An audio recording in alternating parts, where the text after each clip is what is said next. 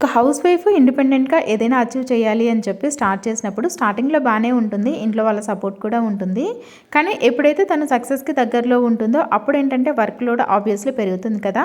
ఆ టైంలో మొదలవుతాయి ఇంట్లో ప్రాబ్లమ్స్. నువ్వు ఎక్కువ టైం దానికోసమే స్పెండ్ చేస్తున్నావు.